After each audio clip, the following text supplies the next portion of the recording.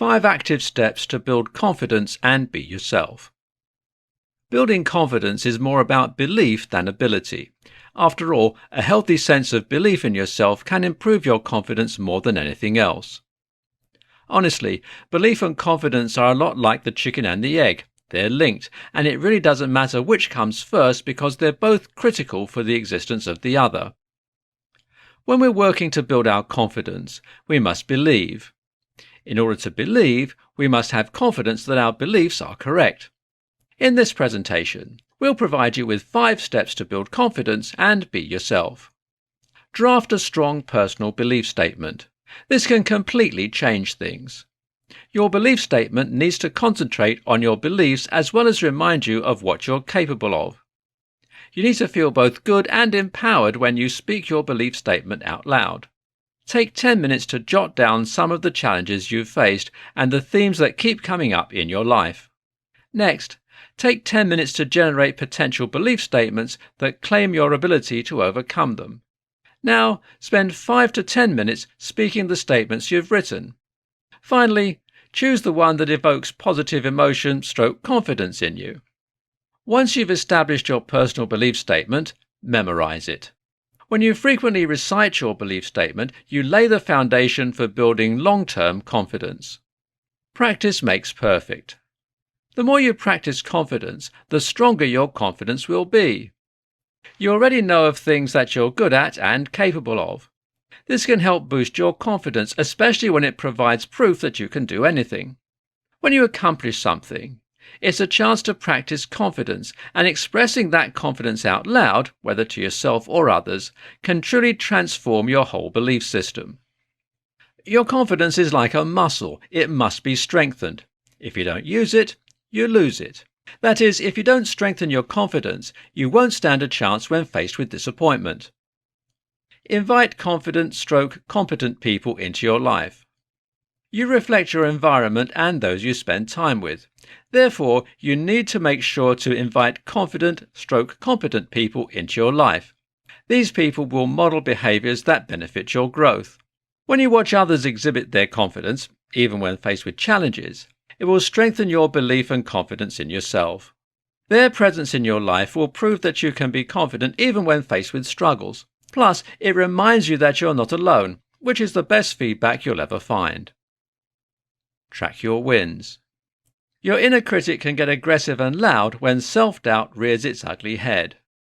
This can end up compounding into an assault on your beliefs, which can make it difficult to build your confidence. Unfortunately, it seems to be easier to remember what went wrong, but not always easy to remember what went right.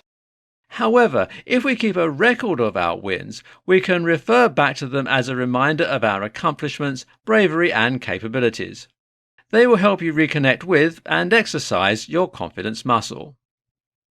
Trust that there's something greater. This trust allows you to experience a deeper faith which will lead to confidence.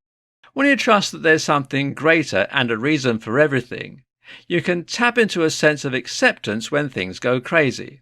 This will naturally help you anchor your confidence, making it easier to get out of your comfort zone. Conclusion. In order to achieve your goals, you need to build your confidence. Unfortunately, many people experience anxiety with this process. What we believe about ourselves will have an effect on our confidence. After all, if you don't believe you can achieve something, then you won't. While this may sound really simple, it's not.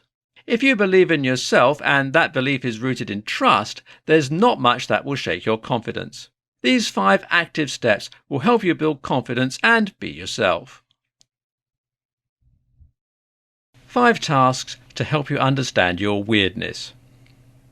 If you really stop and think about it, there's no one that has been successful that is 100% normal. Plus, it takes guts to be weird and use it to your advantage. As a general rule, weirdos are made fun of, ignored, referred to as crazy, and are often loners. If you've ever been called weird, don't fret too much over it. The truth is, it's probably a good thing. You must learn to use your uniqueness to your advantage. You need a strong sense of confidence to let your weirdness show because people are mean. They're going to criticize you, make fun of you, and even laugh at you. In this presentation, we'll take a look at 5 tasks that can help you understand your weirdness and learn to use it to your advantage. 5 tasks to understand and use your weirdness. Don't confuse weird with jerk. The title of weird is not the same thing as being a jerk, therefore don't use it in that way. Be weird, but don't be rude about it. Stand up for your uniqueness. The truth is, it's hard to be weird. Chances are you've learned by now that many people have difficulty accepting anyone who is different than they are. People are going to do whatever they can to make you normal. They may physically beat you up, or they may tease or ignore you until you comply. Sure, being weird is hard sometimes, but if you own it and don't back down no matter what, those in your life will learn to love you for it. Don't shy away or try to hide. Unfortunately, many times people get into situations and their weird starts to show, and instead of letting it happen, they bury it as quickly as they can before anyone else catches a glimpse of it. The truth is, weird is part of who you are, whether you like it or not. If you attempt to hold it in, you're not being true to who you are, which is the worst thing you can do. You're special because of your weirdness, and if you nurture it, it'll grow and you'll be able to use it to your advantage. Prepare for a different lifestyle. One thing you must keep in mind when you're weird is that your lifestyle is going to be completely different from that of anyone else. You may decide that you want to move into a hut and become a painter. Then again, maybe you want to investigate paranormal activities. Most people are not going to understand you, and the hard part is, some of those people will be those that you love deeply. However, no matter what, you must always be true to who you are. This is your life, and you only get to live it once. You must do whatever makes you happy. It's fine if you need to be selfish and never look back. Stop caring. This is one of the hardest things you'll have to do, and truthfully, no one ever completely masters it. However, the less you care, the more your weirdness will thrive, which means your happiness will increase because you're being true to yourself. Of course, some people change based on their environment. You may have to tone down your weirdness in certain situations, as some people may get overwhelmed with you. Ultimately, you must be true to who you are. Avoid those who don't support you as much as possible. Conclusion. If you really think about it, most of the really successful people in the world have a bit of weirdness in their personality. Sure, it takes guts to be weird. As a general rule, weird people are shunned. However, the truth is, you must learn how to understand your weirdness and use it to your advantage. 5 tips for getting comfortable in the uncomfortable. As humans, we believe that stress is a bad word. We do whatever we can possibly do to avoid it. However, the truth is, sometimes stress can be beneficial because it gets us out of our comfort zone, which can launch us into success. One of the worst things you can do to your career, or even to your life, is to remain too long in your comfort zone. Unfortunately, when you don't get uncomfortable, you don't grow. If you don't grow, you get stagnant, which is never a good thing. If you ever want to reach your true potential, you need to experience a bit of stress and discomfort. In this presentation, we'll give you 5 tips for getting comfortable in the uncomfortable. Remove frustration from your vocabulary.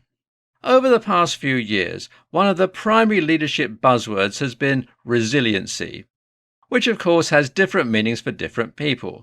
However, for most people, this term means to be as strong as possible by being adaptable when things change and removing the word frustration from your vocabulary. The emotion of frustration is a man-made one that can be eliminated once you understand and acknowledge that every problem does have a solution. As a strong, resilient leader, you must learn to break down the problem into the smallest possible components to find the solution. This will help you become stronger and more resilient and eliminate frustration. Focus on short-term resolutions / small wins. The next tip for becoming comfortable with the uncomfortable is to leverage small wins and short-term resolutions. This means that you must be taking each day as it comes, focusing only on what is under your control, and then find the places where you can have small wins and only need short-term resolutions. The small wins not only build your own confidence, but can also help to build the confidence of your team.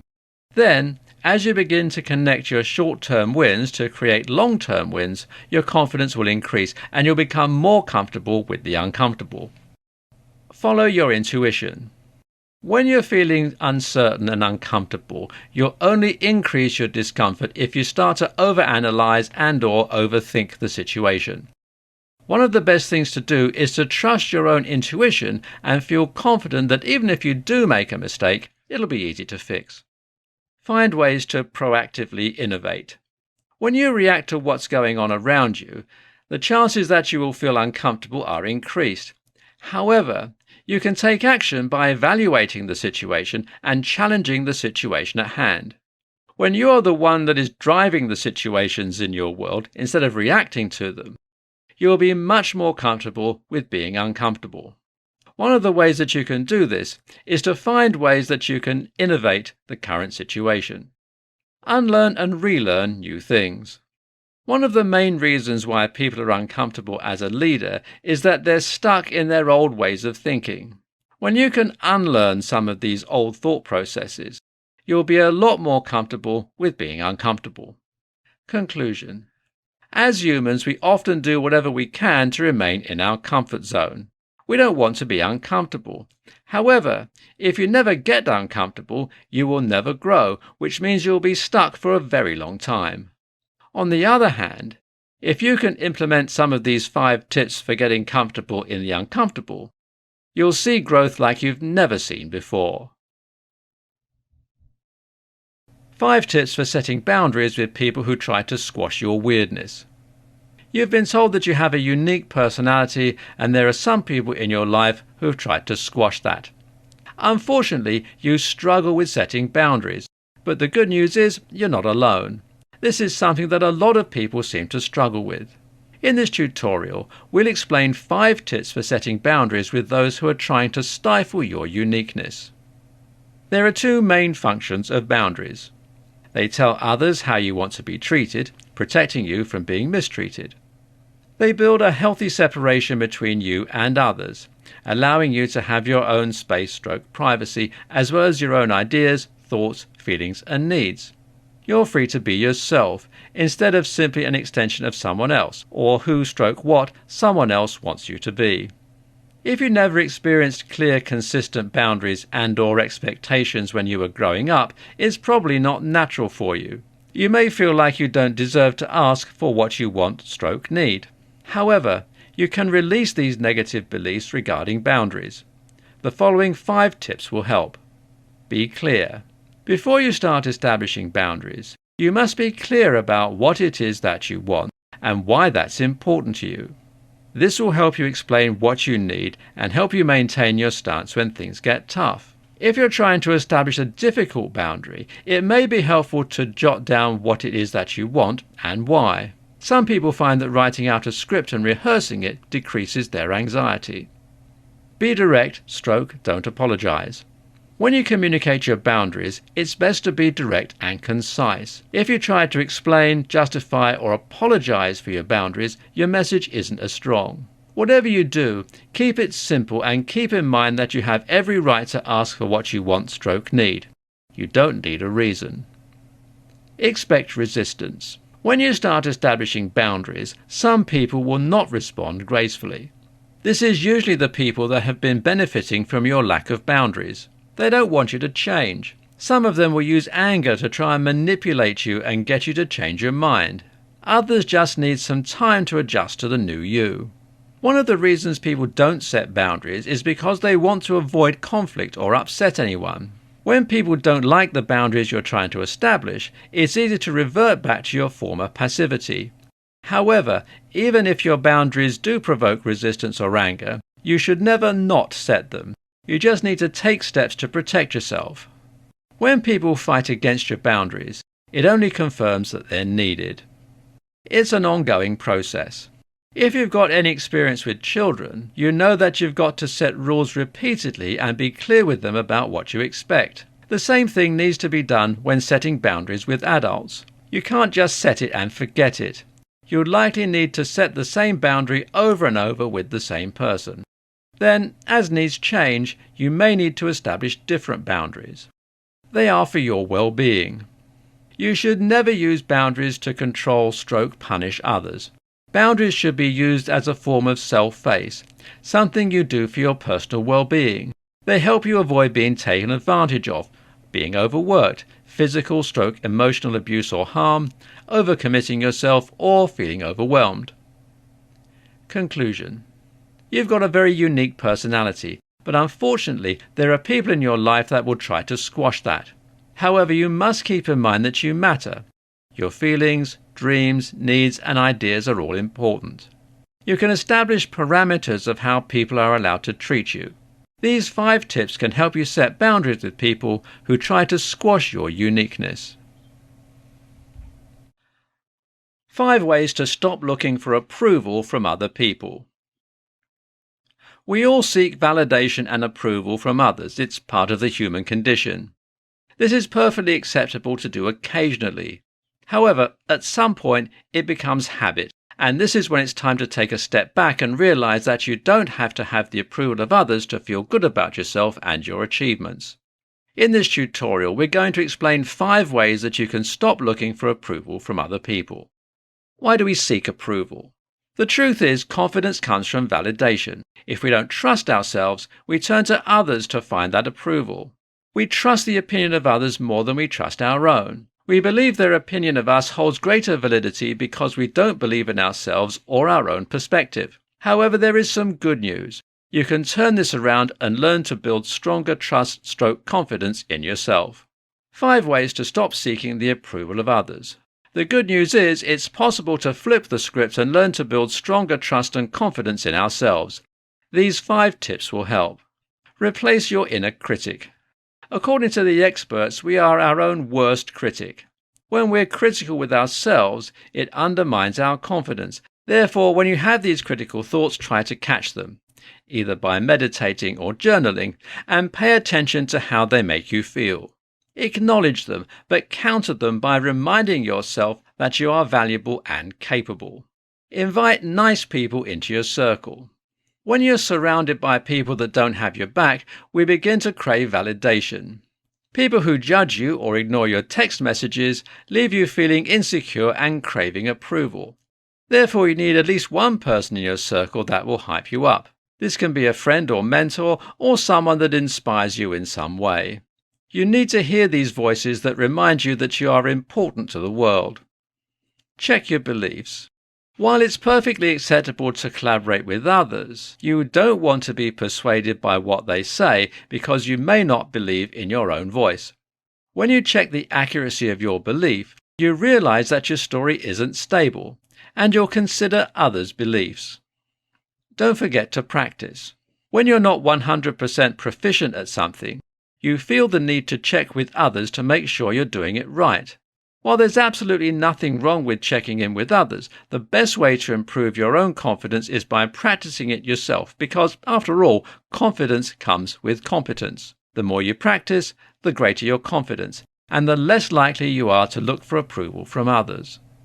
Try to understand why you seek approval. When you understand why it is that you're seeking approval, it's easier to overcome this behavior.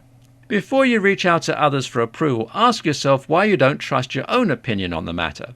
You may find that you're seeking approval because you're unsure about something, or maybe it's because you want someone else to like or accept you. Conclusion. Seeking out the approval of others is part of the human condition. We all do it, at least from time to time. There are several reasons why we might be doing this. The primary one being that we don't have the confidence in ourselves. However, with these 5 tips, you can learn to stop trying to look for approval from others and live your best life. 7 tips for using social media as a weirdo.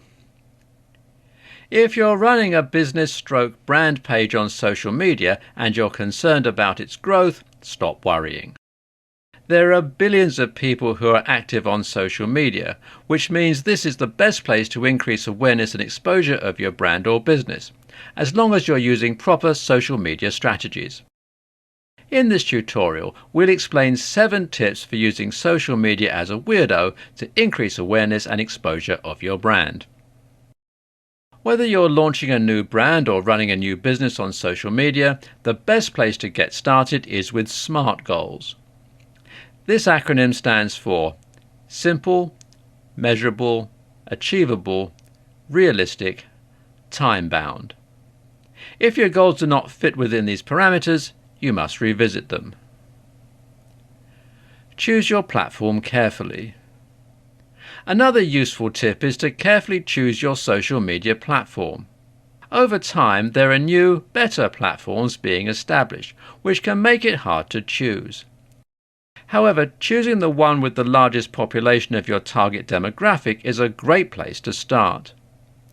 This will help you increase your follower account on other platforms. Know about target demographic and take appropriate steps.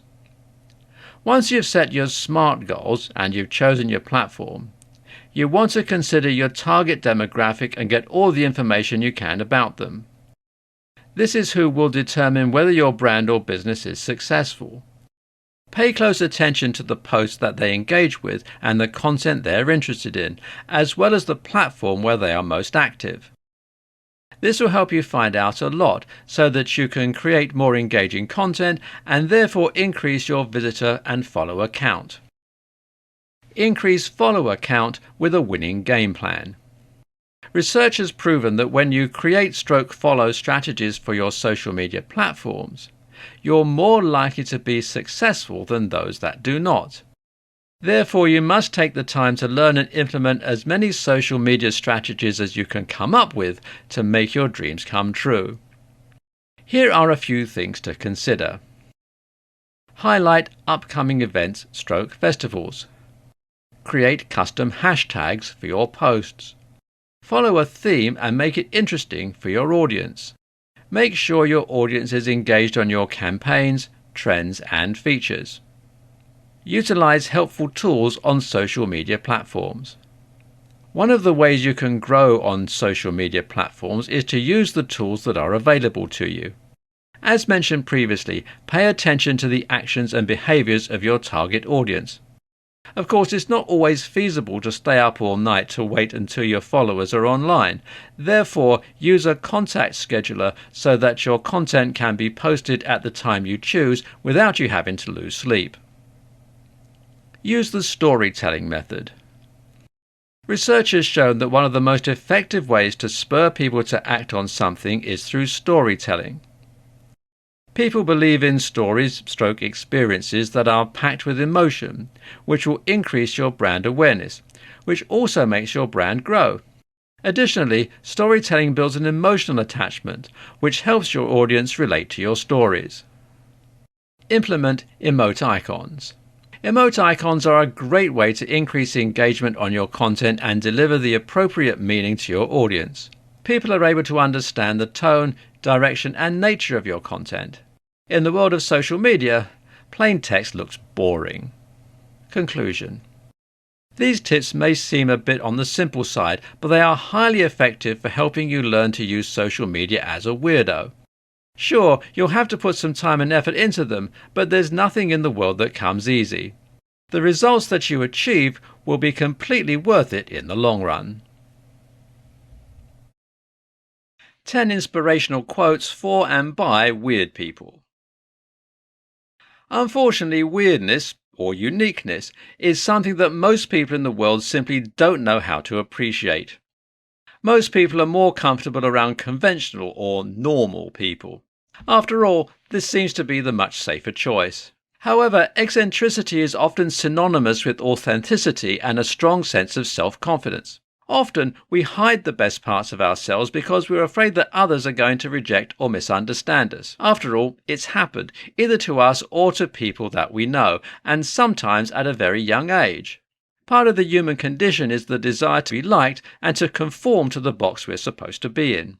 At some point, there comes a time when we realize that we don't want people to like us for something or someone we're not. This is the point where you learn to embrace your weirdness and learn to appreciate your unique self, flaws and all.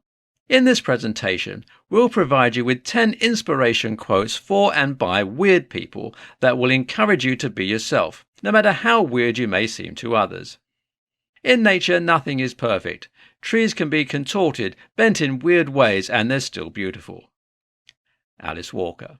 Be weird, be random, be who you are, because you never know who would love the person you hide. Unknown. There's no such thing as a weird human being. It's just that some people require more understanding than others. Tom Robbins. I'd rather be weird and happy than normal and miserable. Suzanne Colasanti. I don't see myself as weird. I just see myself as honest. Tori Amos. I like weird people. The black sheep, the odd ducks, the rejects, the eccentrics, the loners, the lost and forgotten. More often than not, these people have the most beautiful souls. Unknown. I am convinced that the only people worthy of consideration in this world are the unusual ones, for the common folks are like the leaves of a tree and live and die unnoticed. L. Frank Baum. I think everyone's weird. We should all celebrate our individuality and not be embarrassed or ashamed of it. Johnny Depp. All forms of madness, bizarre habits, awkwardness in society, general clumsiness are justified in the person who creates good art. Roman Paine. Blessed are the weird people, poets, misfits, writers, mystics, painters, troubadours, for they teach us to see the world through different eyes. Jacob Nordby. Conclusion. You must learn to embrace your weirdness. Sure, not everyone is going to fall in love with who you are, and that's perfectly okay. Not everyone has to like you. The only thing that matters is that you learn to like yourself and be true to yourself. Don't ever let anyone get you down.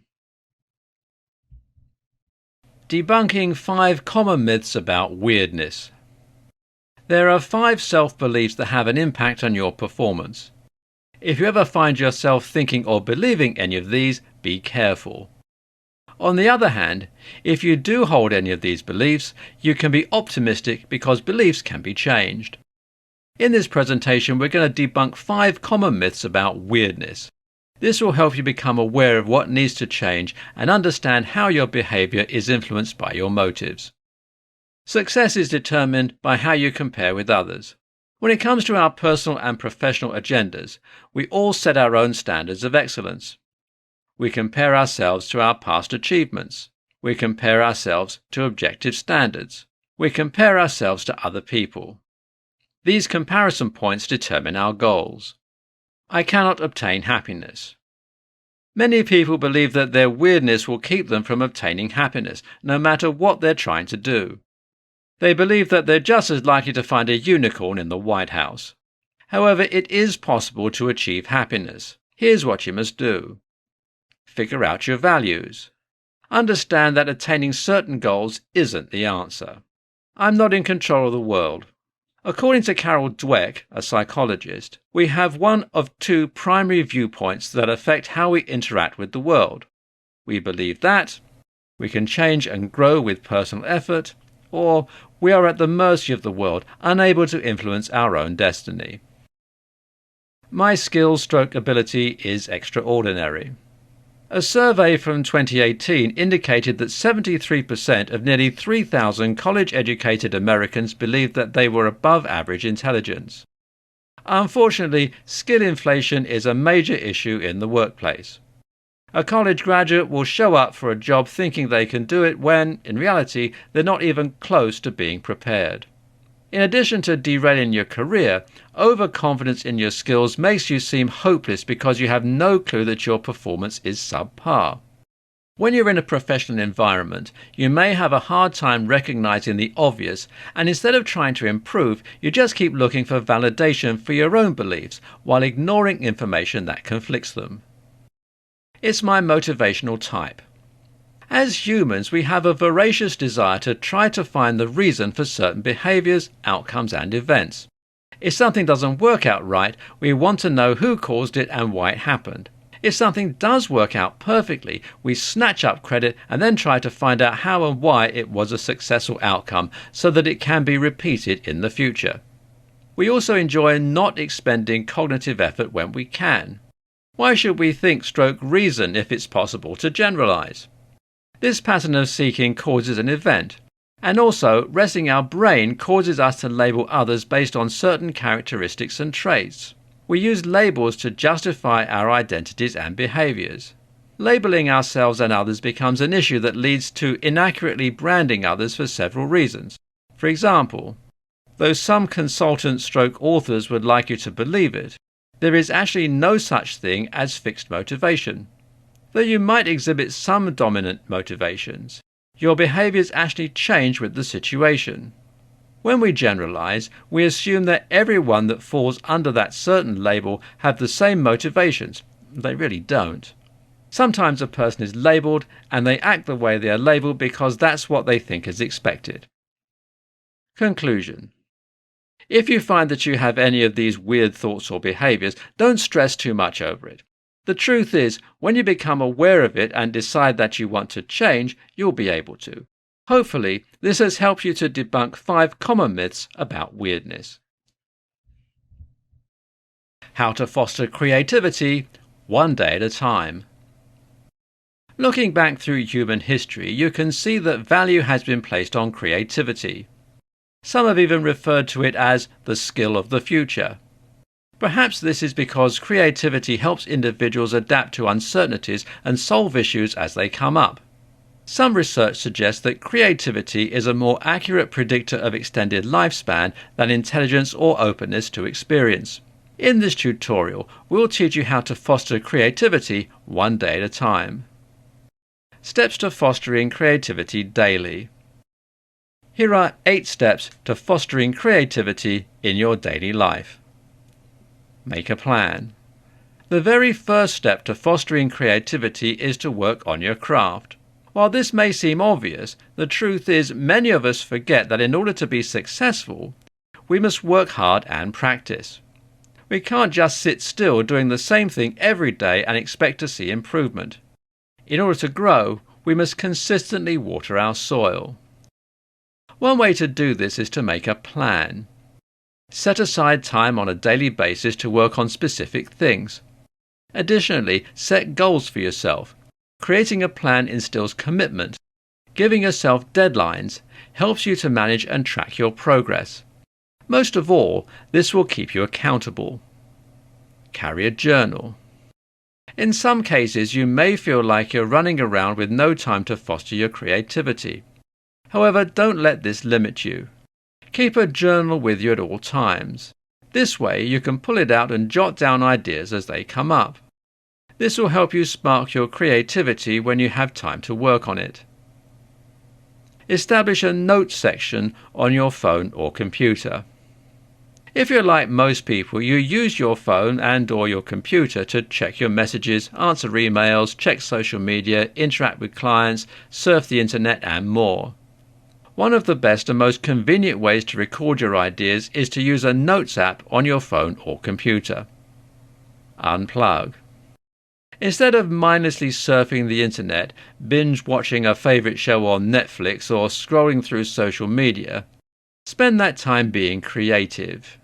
If you'll use this time 1 to 2 days a week, you'll find that you actually do have more time to be creative. Work on something different.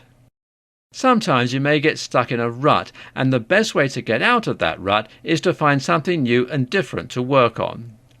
When you set aside time to pursue something different than your normal creative activities, you may surprise yourself, open up new ideas or processes, and maybe even feel more inspired to get back to what you're familiar with.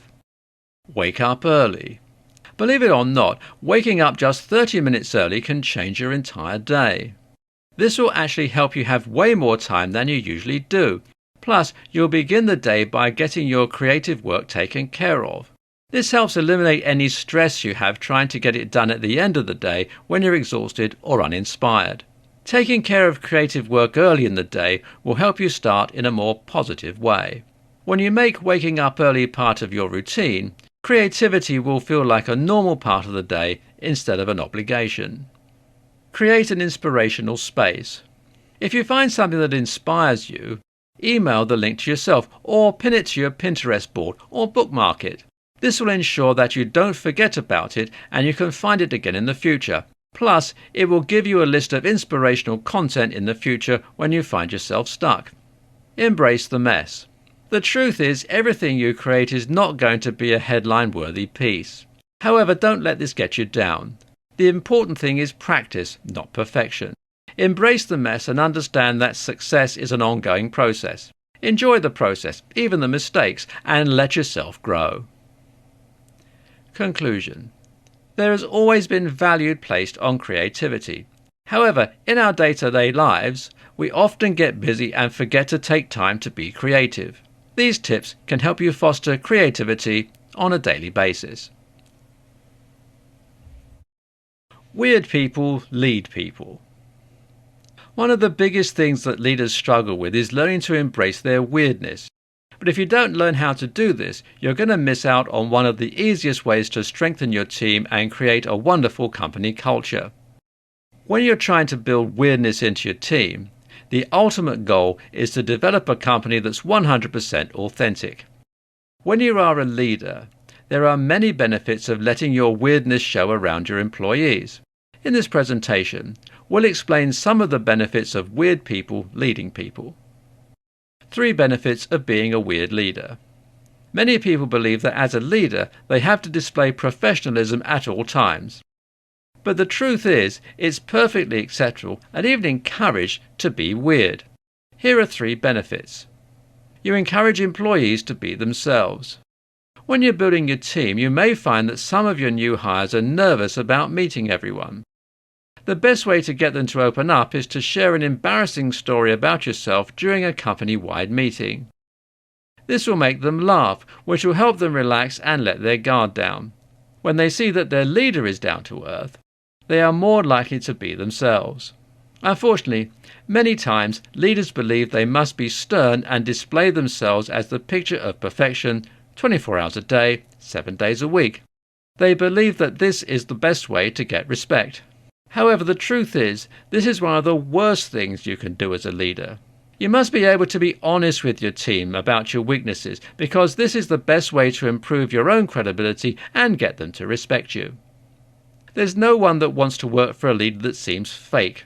After all, you wouldn't want your employees to be fake, would you?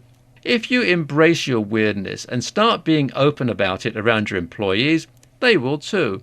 Before you know it, everyone will be acting like themselves, and the office environment will be much more fun. The company will become innovative. You know that it can be difficult to get all of your team members to where they can speak up when they have an idea. However, sometimes that's where the best ideas come from. And if you, as the leader, will start to voice some unconventional ideas in company meetings, you may find that everyone else will start to chime in with their own ideas.